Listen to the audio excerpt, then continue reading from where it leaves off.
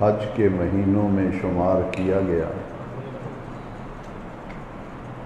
اور قرآن مجید میں اللہ تبارک و تعالی نے حج کے مہینوں کا ذکر فرمایا، الحج اشہر معلومات، کہ حج کے مہینے معین ہیں، حج کے مہینے مقرر ہیں۔ چونکہ یہ حج کے مہینے ہیں اور ان مہینوں میں خوش نصیب لوگ حج بیت اللہ شریف کی سعادت حاصل کرنے کے لیے مکۃ المکرمہ پہنچتے ہیں، اور پھر حج بیت اللہ شریف کے موقع پر زیارت روضہ رسول، حاضری مدینہ منورہ کی عظیم نعمت سے بھی مالا مال ہوتے ہیں۔ اس لیے آج کے بیان جمعہ میں قرآن مجید کی 2 آیات مقدسہ کو آج کی گفتگو کا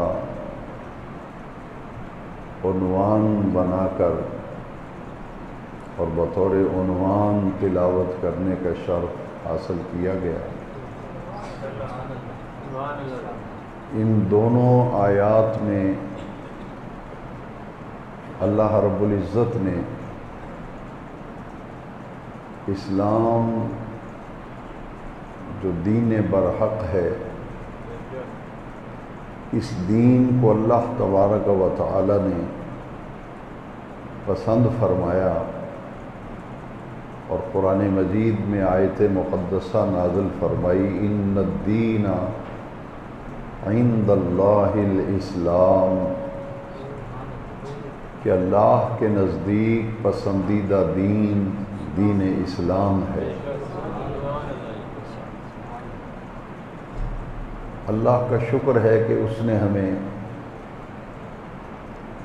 ایسا دین عطا فرمایا جو اللہ تبارک و تعالی کا پسندیدہ دین ہے۔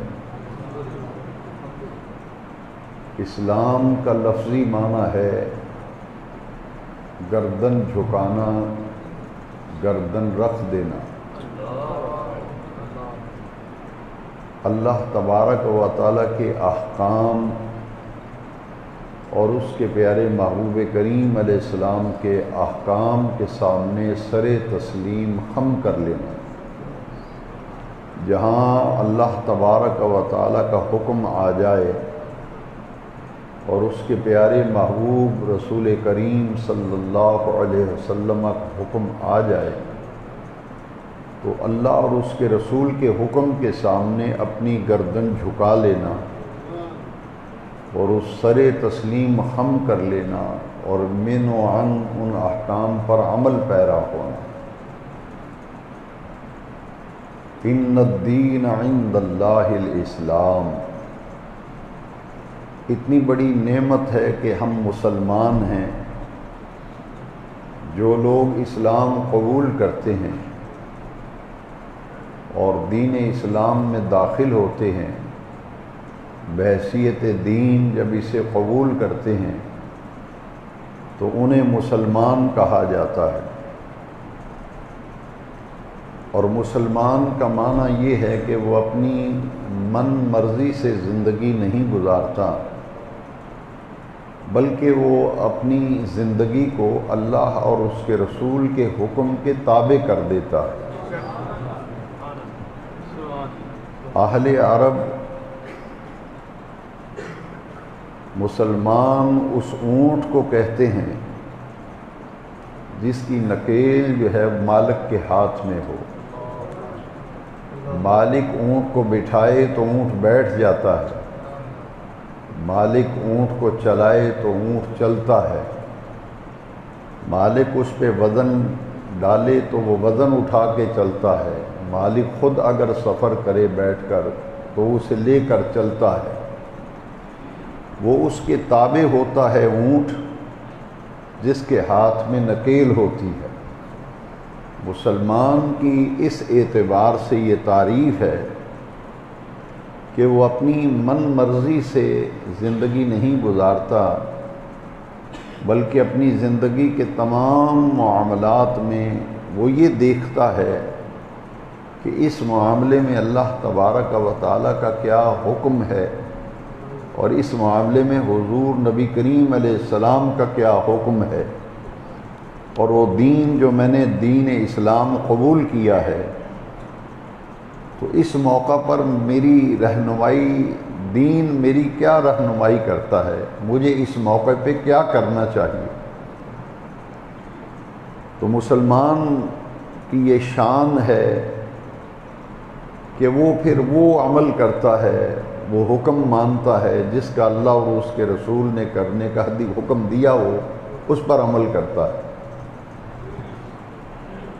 نماز جنازہ میں ہر جنازہ پڑھنے والا ایک دعا مانگتا ہے،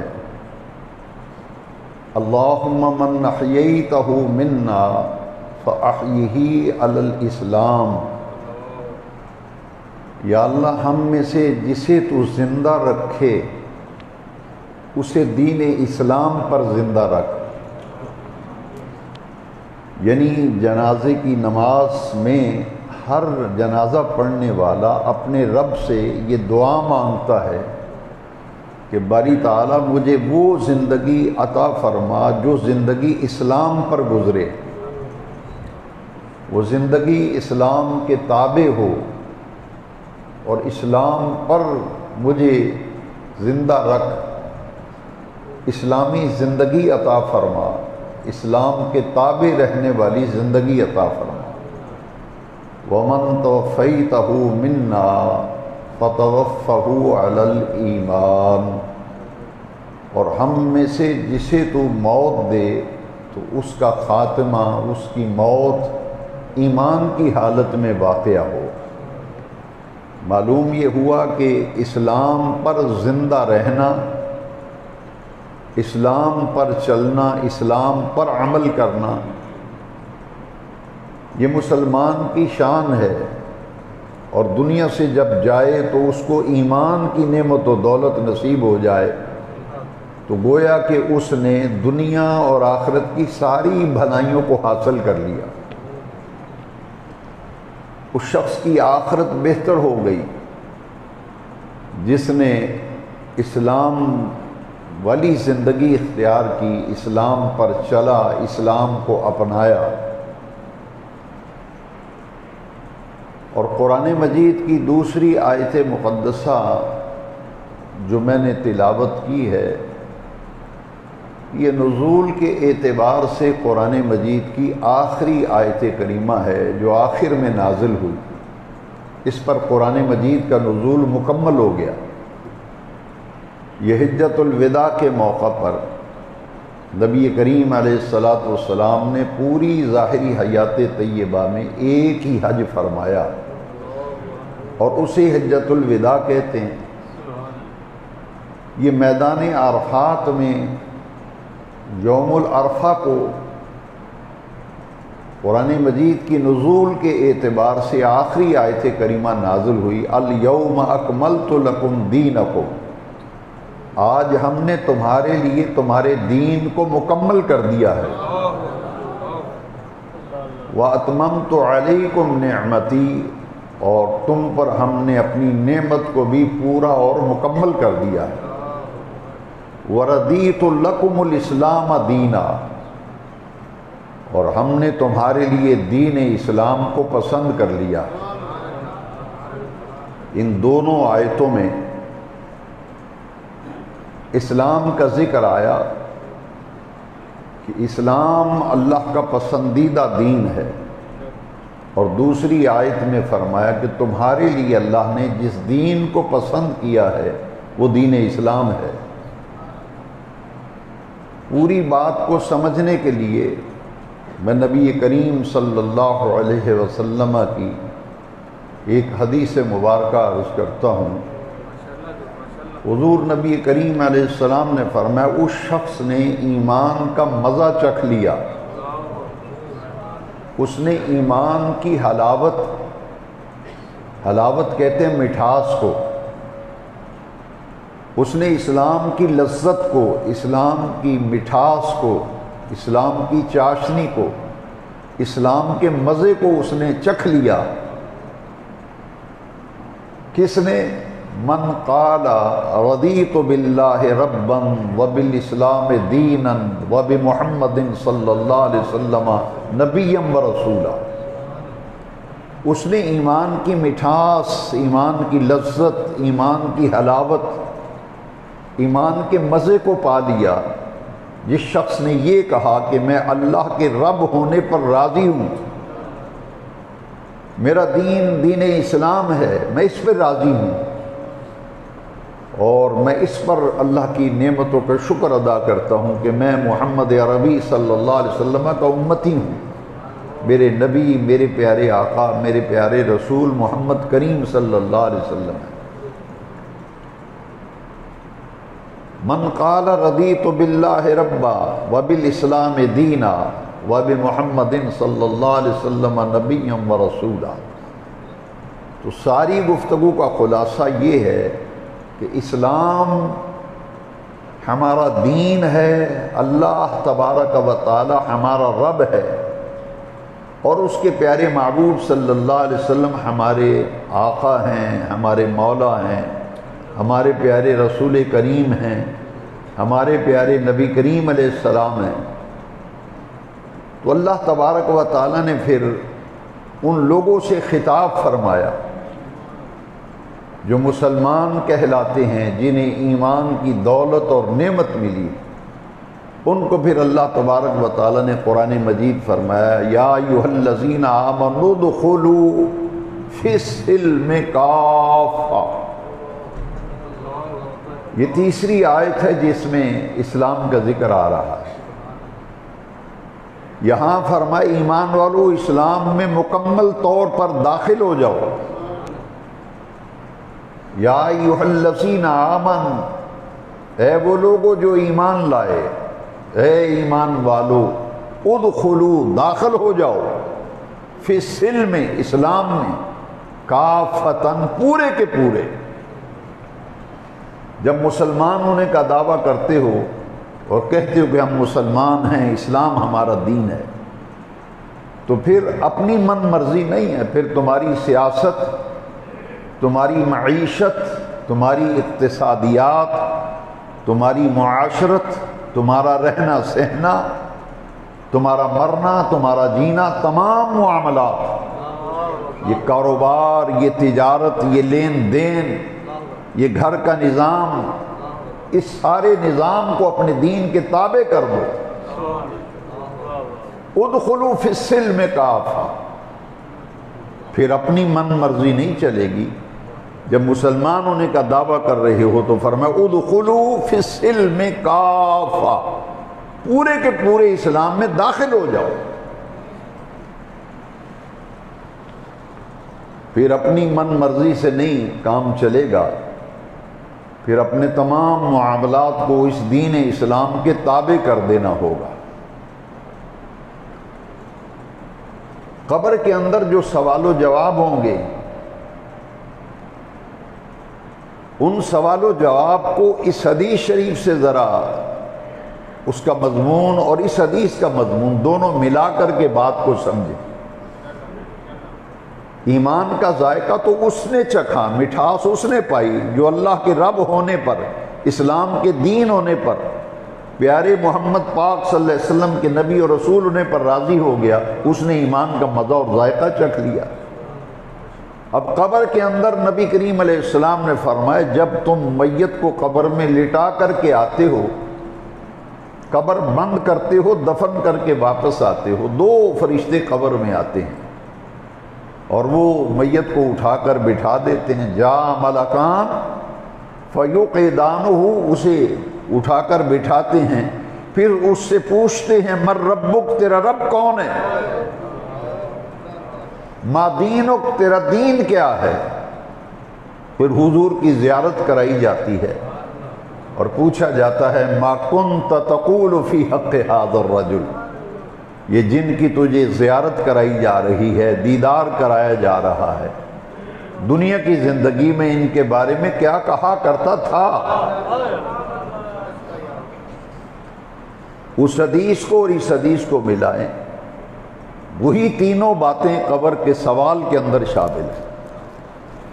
لہذا معلوم یہ ہوا کہ مسلمان کی یہ شان ہے کہ اللہ کو جب رب مانا ہے اور اس کے پیارے محبوب کریم علیہ السلام کو اپنا نبی، رسول اور آقا اور مولا مان لیا ہے، دین اسلام کو قبول کر لیا ہے، تو اب اپنی زندگی کے تمام معاملات کو اللہ کے حکم کے تابع کرنا ہوگا اور اللہ کے پیارے محبوب رسول کے حکم کے تابع کرنا ہوگا اور اس دین کی تعلیم کے تابع کرنا ہوگا جس دین کو قبول کیا۔ یہ ہے مسلمان کی شان۔ ہمارے جتنے بھی معاملات بگڑے ہوئے ہیں وہ گھر سے لے کر محلے تک، معاشرے تک اور زندگی کے تمام معاملات، ہر سطح پہ آپ غور کریں، جہاں بھی بگاڑ پیدا ہوا ہے، جہاں بھی خرابی آئی ہے، اس کی ایک بنیادی وجہ یہ ہے کہ ہم نے اس دین اسلام کو قبول کرنے کا دعویٰ تو کیا، مسلمان ہونے کا تو دعویٰ کر دیا، لیکن نہ اللہ کے احکام کی پرواہ کی، نہ اس کے پیارے رسول کریم کے احکام کی پرواہ کی، نہ یہ دیکھا کہ اس معاملے میں دین کیا کہتا ہے۔ تو جب ان تینوں چیزوں کو نظر انداز کر دیا، اللہ کو مانا ہے مگر اللہ کی نہیں مانی۔ ہر بندہ کہتا ہے میں اللہ کو مانتا ہوں، اللہ کو تو سب نے مانا ہے لیکن اللہ کی بات اور اس کا حکم نہیں مانا۔ یہ کہا کہ میرا دین دین اسلام ہے لیکن دین کی بات نہیں مانی کہ دین کیا کہتا ہے۔ اس لیے اس نے کہا کہ میں محمد عربی کو مانتا ہوں، میں حضور کو مانتا ہوں۔ حضور کو تو مانا ہے مگر حضور کی بات نہیں مانی۔ جتنی پریشانیوں نے ہمیں گھیرا ہوا ہے، جتنے ہمارے دکھ ہیں، جتنے درد ہیں، اس دلدل سے نکلنے کا ایک ہی راستہ ہے کہ اپنے گھر سے لے کر معاشرے تک، فرد سے لے کر معاشرے تک، زندگی کے تمام سطحوں پر اپنے معاملات کو اللہ کے حکم کے تابع کر دیا جائے، اللہ کے رسول کے حکم کے تابع کر دیا جائے اور دین کی تعلیم کے تابع کر دیا جائے۔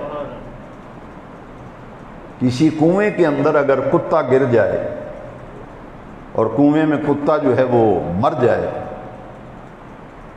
اور لوگ کسی مفتی کے پاس، عالم کے پاس فتویٰ لینے جائیں کہ کنویں کے اندر جو ہے وہ کتا مردار گر گیا ہے، کنواں کیسے پاک ہوگا؟ تو مفتی اور عالم بتائیں گے کہ جو کنواں ہے اس کی کیفیت کا سوال کر کے بتائیں گے کہ اتنے ڈول پانی نکالو، اتنے ڈول پانی نکالو گے تو کنواں جو ہے وہ پاک ہو جائے گا۔ اب لوگ آئیں اور کہیں جناب کہ ہم نے تو وہ جتنے ڈول آپ نے کہے تھے اس سے 100 ڈول زیادہ نکال دیا ہے، تو کنواں پاک ہوا یا نہیں ہوا؟ تو مفتی صاحب پوچھیں گے کہ جناب کتا نکالا یا نہیں نکالا؟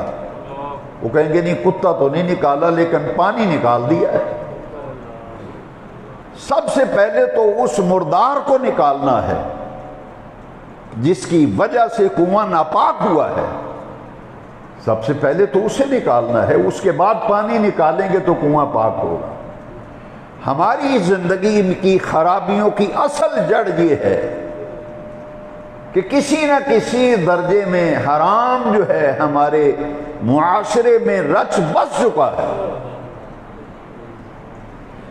اور جب بنیادی حرام پہ ہوگی پھر برکتیں کہاں سے آئیں گی؟ میرے آقا کریم علیہ السلام کی حدیث پاک ہے کہ ایک شخص بڑا طویل سفر کر کے آئے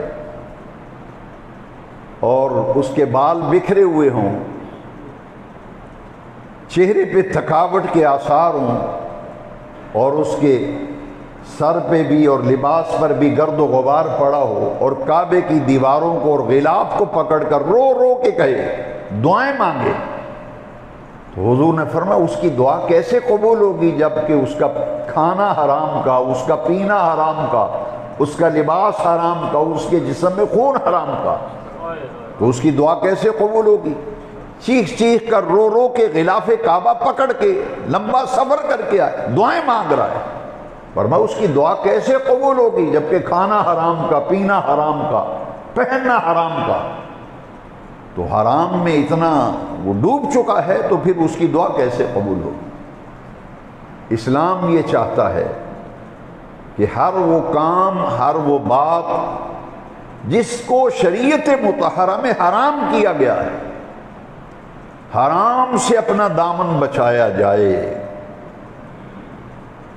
اور جب ہم اپنی روزی، اپنا رزق، اپنے معاملات پاک کریں گے، ایک ہے مال کا پاک ہونا، پیسے اور روزی کا پاک ہونا، ایک ہے اپنے معاملات کا پاک ہونا، ایک ہے گھر کے ماحول کا پاک ہونا۔ سیدنا ابو بکر صدیق رضی اللہ تعالیٰ عنہ نے جو اللہ کے راستے میں مال لٹایا تو حضور نے فرمایا کسی کے مال نے مجھے وہ فائدہ نہیں دیا جو فائدہ مجھے دین کی دعوت و تبلیغ میں ابو بکر صدیق کے مال نے دیا۔ صدیق اکبر جو مال خرچ کرتے تھے، قرآن مجید نے بتایا کہ یہ کیوں پیسہ خرچ کرتے تھے۔ صدیق اکبر دین پر، حضور پر خرچ کرتے تھے، تو خرچ کرنے میں ان کی نیت کیا تھی؟ کیوں خرچ کرتے تھے؟ کسی کی خاطر کو پیسہ نہیں لگاتا، مگر صدیق اکبر نے تو گھر بار لٹا دیا، سارا سامان اٹھا کے غزوہ تبوک پہ نہیں لے آئے تھے۔ حضور نے فرمایا تھا کہ گھر میں کیا چھوڑا ہے؟ کہا حضور گھر میں اللہ اور اس کا رسول چھوڑ آیا ہوں۔ وہ کپڑے سینے والی سوئی بھی نہیں گھر میں چھوڑی، وہ بھی لے آیا ہوں۔ اب یہ جو اتنی قربانی دی، مالی ایثار کیا، تو قرآن وجہ بتا رہا ہے، اور قابل توجہ بات یہ ہے کہ اللہ رب العزت نے قرآن میں وجہ بتائی کہ ابو بکر نے گھر بار کیوں لٹایا، مالی ایثار کیوں کیا۔ صفائی رب دے رہا ہے، اخلاص اور للہیت کی اللہ گواہی دے رہا ہے۔ رب فرماتا دنیا والو، صدیق کے اخلاص اور للہیت کی گواہی میں دیتا ہوں۔ وَسَيُجَنَّبُهَا الْأَتْقَى الَّذِي يُؤْتِي مَالَهُ يَتَزَكَّى۔ صدیق اکبر مال اس لیے خرچ کرتا ہے کہ میری روزی، میرا مال پاک ہو جائے۔ ایک وجہ یہ ہے کہ اللہ کے راستے میں مال خرچ کیا جائے تو روزی پاک ہوتی ہے، رزق پاک ہوتا ہے، مال پاک ہوتا ہے۔ دوسری وجہ قرآن نے بیان فرمائی إِلَّا ابْتِغَاءَ وَجْهِ رَبِّ الْأَعْلَىٰ، میرا رب اعلیٰ مجھ پہ راضی ہو جائے۔ لہٰذا معلوم یہ ہوا کہ اخلاص اور للہیت کی گواہی رب دے رہا ہے کہ مال لٹایا ہے کہ رب راضی ہو جائے، میرا مال پاک ہو جائے۔ تو معلوم یہ ہوا کہ مال کو پاک کرنے کے لیے اللہ کے راستے میں اسے لٹایا جائے، اسے خرچ کیا جائے، اس سے مال پاک ہوتا ہے۔ لیکن مال جب خرچ کیا جائے گا تو حلت و حرمت کو سامنے رکھا جائے گا۔ اسی لیے حدیث شریف میں کہ قیامت کے دن آدمی قدم نہیں اٹھا سکے گا۔ جب اللہ کی بارگاہ میں کھڑا کیا جائے گا جواب دہی کے لیے، اس وقت قدم نہیں اٹھائے گا جب تک 5 سوالوں کا جواب نہیں دے لے گا۔ ان میں سے میرے موضوع سے متعلق جو 2 سوال ہیں، مال کیسے کمایا؟ حلال ذریعے سے کمایا، حرام ذریعے سے؟ اور دوسرا سوال ہوگا کہاں خرچ کیا، کہاں خرچ کیا؟ کیسے کیسے کمایا اور کہاں کہاں خرچ کیا۔ اس سے معلوم یہ ہوا کہ ہر معاملے میں حلال اور حرام کی تمیز جب تک ہم نہیں رکھیں گے، ہماری دعائیں، ہماری عبادتیں، ہمارے ذکر قبولیت کے درجے میں اس وقت پہنچیں گے جب ہم حلال اور حرام کا فرق کریں گے۔ یہ پیسہ جو آ رہا ہے حرام ذریعے سے آ رہا ہے، حلال سے آ رہا ہے،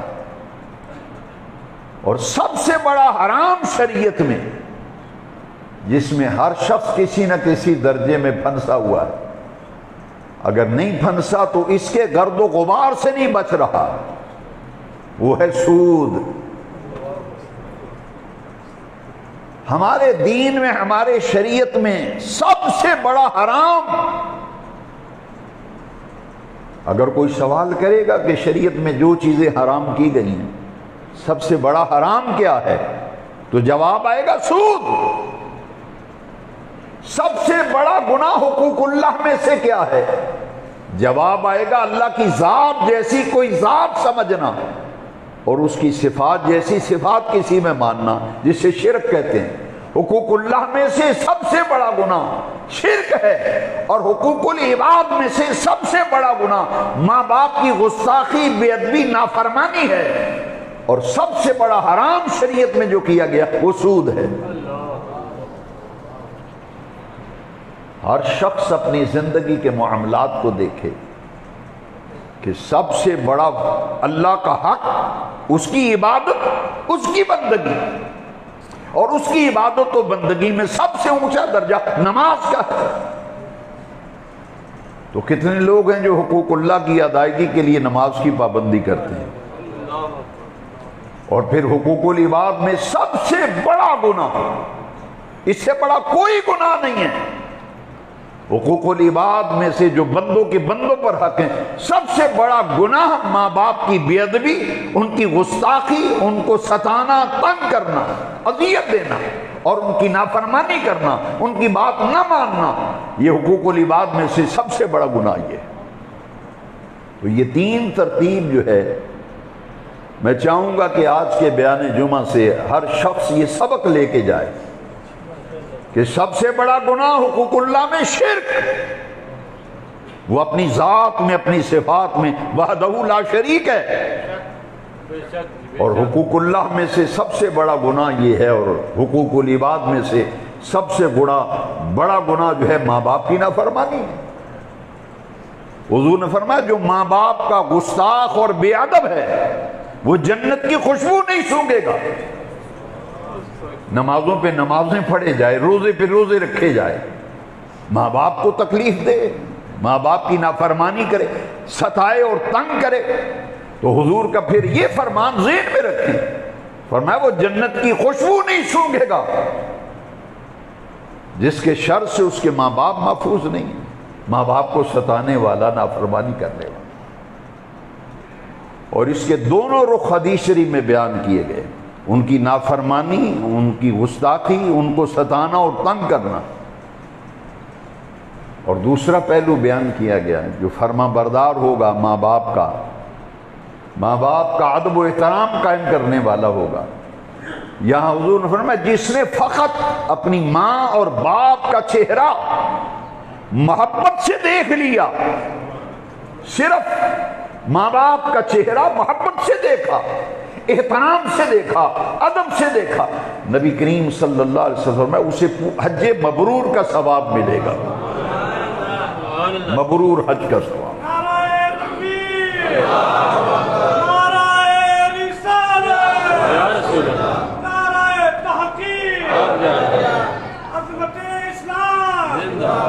دونوں پہلو بیان کر دی، جو ستانے والا ہے، تنگ کرنے والا ہے، جنت کی خوشبو نہیں سونگے، اور جو احترام و ادب کرنے والا ہے، اگر 100 مرتبہ بھی ایک دن میں ماں باپ کا چہرہ محبت سے دیکھا، 100 حج کا ثواب پائے گا۔ جتنی مرتبہ محبت سے نیت کر کے چہرہ دیکھے، تو جتنی مرتبہ دیکھتا جائے گا اتنے مبرور حج کا ثواب پاتا جائے گا۔ اور پھر جب حرام کی بات آئی تو سب سے بڑا حرام سود ہے، اور اس کو قرآن میں اللہ اور اس کے رسول سے جنگ کہا گیا. سودی معاملات کو اللہ اور اس کے رسول سے جنگ کہا گیا. تو جب حلال و حرام کی تمیز نہیں رکھیں گے تو پھر کیا توقع رکھیں گے؟ کسی عاشق نے بڑی پیاری بات کی، جب میں کہتا ہوں یا اللہ میرا حال دیکھ، حکم ہوتا ہے اپنا نامہ اعمال دیکھ. تو حرام سے دامن بچانا، احکام الہیہ پر عمل کرنا، رسول اللہ صلی اللہ علیہ وسلم کی تعلیمات پر عمل کرنا. ادخلوا فی السلم کافہ، اسلام میں پورے داخل ہو جاؤ. اب اسلام کا ایک نقشہ حضور نے کھینچ کر ہمارے سامنے رکھ دیا، اور یہ حدیث شریف غور سے سنیں، اسی پر بیان ختم کر دوں گا.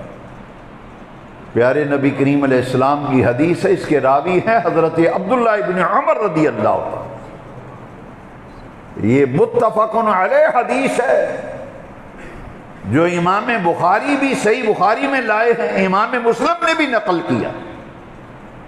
حضرت عبداللہ ابن عمر رضی اللہ عنہ حدیث کے راوی ہیں. ہمارے پیارے نبی کریم علیہ السلام نے فرمایا بنی الاسلام علی خمس، فرمایا اسلام کی بنیاد 5 چیزوں پر رکھی گئی ہے. اسلام کی پوری عمارت 5 پلرز ہیں، 5 ستون ہیں جن پر اسلام کی پوری عمارت کھڑی ہے. بنی الاسلام علی خمس، اسلام کی بنیاد جو ہے 5 چیزیں ہیں، پوری عمارت اسلام کی 5 ستونوں پر کھڑی ہے. اور جس عمارت کا ایک ستون گرا دیا جائے، 2 گرا دیے جائیں، وہ عمارت قائم رہ سکے گی؟ وہ آدھا تیتر آدھا بٹیر، دل میں آیا تو نماز پڑھ لی، دل میں آیا تو نہیں پڑھی. زکوٰۃ کی پرواہ نہیں ہے، رمضان شریف کے روزے نہیں رکھتے لوگ. اس رمضان شریف میں آپ نے دیکھا نہیں، سرعام دکانوں پہ لوگ کھاتے پیتے ہیں. وہ زمانہ تھا کہ لوگ احترام کرتے تھے رمضان شریف کا، وہ احترام بھی نہیں رہا. پھر یہ دعوی مسلمانی، پھر حالات کیسے بدلیں گے؟ دکھ کیسے دور ہوں گے؟ پریشانیاں کیسے حل ہوں گی؟ بھائی مسلمان اپنے آپ کو کہلاتے ہو تو تمہاری زندگی میں بھی اسلام نظر آنا چاہیے، تمہارے اٹھنے بیٹھنے میں اسلام نظر آنا چاہیے. ادخلوا فی السلم کافہ، اسلام میں پورے داخل ہو جاؤ. حضور فرمایا اسلام کی پوری عمارت 5 ستونوں پر کھڑی. پہلا کلمہ، اسے ایمان بھی کہتے ہیں، پہلے رکن. اس بات کی شہادت دینا کہ اللہ تبارک و تعالیٰ کے سوا بڑی کائنات میں کوئی عبادت و سجدے کے لائق نہیں. اور اس بات کی شہادت دینا کہ حضرت محمد صلی اللہ علیہ وسلم اللہ کے محبوب ہیں، سچے رسول ہیں، ان کی نبوت و رسالت پر ایمان لانا. شہادت توحید اور شہادت رسالت، اسے ایمان بھی کہتے ہیں، کلمہ بھی کہتے ہیں، پہلے رکن. اس کے بعد پھر دوسرا پلر اسلام کا جو ہے، دوسری بنیاد، وہ ہے اقامت الصلاۃ. نماز کو ظاہری اور باطنی آداب کو بروز خاطر رکھتے ہوئے صحیح ادا کرنا، نماز پابندی کرنا، نماز کی حفاظت کرنا، نماز کی. اس کے بعد درجہ آتا ہے وَأَقِيمُوا الصَّلَاةَ وَآتُوا الزَّكَاةَ. اقامت صلاۃ کے بعد پھر ادائیگی زکوٰۃ. یہ تیسرا پلر ہے اسلام کا، تیسری بنیاد ہے اسلام کی، تیسرا رکن ہے اسلام کا، زکوٰۃ. اس کے بعد ہے صوم رمضان، رمضان شریف کے روزے رکھنا. 5واں رکن ہے وحج البیت، اور بیت اللہ شریف کا حج کرنا. نماز تو حضور نے فرمایا ایمان اور کفر کے درمیان فرق کرنے والی شے تو نماز ہے. یہ بخاری شریف میں حدیث شریف ہے، ایمان اور کفر میں فرق کرنے والی شے اگر کوئی ہے تو نماز ہے. اور زکوٰۃ دینے سے بندے کے معاملات صاف اور پاک ہوتے ہیں. یہ مالی عبادت ہے، اللہ کا دیا ہوا مال صاحب نصاب اس کی زکوٰۃ نکالے، جو صاحب نصاب نہیں ہے اللہ کے دیے ہوئے مال میں سے اس کے راستے میں خرچ کرے، رمضان شریف کے روزے رکھے، روزہ جسم کی زکوٰۃ ہے، فرمایا ہر چیز کی زکوٰۃ ہے، روزہ جسم کی زکوٰۃ ہے، لکل شیء زکوٰۃ و زکوٰۃ الجسد الصوم، ہر چیز کی زکوٰۃ ہے، روزہ جسم کی زکوٰۃ ہے۔ اور یہ حج کے مہینے جہاں سے میں نے بات شروع کی تھی وہاں آج تمیدی گفتگو ہے انشاءاللہ، پھر اگلے جمعے سے حضرت ابراہیم علیہ السلام حج اور قربانی تین شخصیات کے گرد گھومتا ہے، حج بھی قربانی بھی، حضرت ابراہیم، حضرت حاجرہ، حضرت اسماعیل، یہ بیت اللہ شریف کی تعمیر، یہ حج، یہ بڑا تفصیلی موضوع ہے، اگلے جمعے سے انشاءاللہ سلسلہ وار گفتگو شروع کر رہے ہیں۔ آج کی گفتگو کا یہ پوری گفتگو کا اور پورے بیان جمعہ کا اس لیے موضوع یہ رکھا گیا اور ان آیات اور حدیث کو پڑھا گیا تاکہ اس نقطے پر ہم پہنچ جائیں کہ اللہ کے نزدیک پسندیدہ دین دین اسلام ہے، ہم مسلمان ہیں، دعا مانگتے ہیں زندہ رہیں تو اسلام پہ رہیں۔ تو اسلام کیا ہے؟ اس کی بنیاد تو 5 چیزوں پر کھڑی ہے عمارت اسلام، ایمان، اس کے بعد نماز، اس کے بعد زکوٰۃ، اس کے بعد روزہ، اس کے بعد حج، باقی سب پر میں گفتگو کر چکا۔ یہ آخری رکن جو ہے یہ ہر کسی پر حج فرض نہیں، زکوٰۃ ہر کسی پہ فرض نہیں، زکوٰۃ فرض ہے صاحب نصاب پر، اور حج کس پہ فرض ہے؟ جو گھر والوں کو جتنے دن حج پہ رہنا ہے گھر والوں کا خرچہ پانی نان نفقہ، گھر کے سارے بل، ٹیلی فون کا بل، بجلی کا بل، سوئی گیس کا بل، ناشتہ، دوپہر کا کھانا، شام کا کھانا، سکول کی فیسیں بچوں کی، مہمانوں کا خرچہ، سارا خرچہ دے اور وہاں جو خرچ ہونا ہے وہ بھی ساتھ لے کر کے جائے، اس پہ حج فرض ہے۔ اس لیے فرمایا وَلِلَّهِ عَلَى النَّاسِ، اللہ کے لیے لوگوں پر حج البیت، بیت اللہ شریف کا حج کرنا فرض کیا گیا ہے۔ من استطاع الیہ سبیلا، جو طاقت رکھتا ہے راستے کی اس پر حج فرض ہے۔ تو حج اسلام کا 5واں رکن ہے۔ حضور نے فرمایا جس پر حج فرض ہو،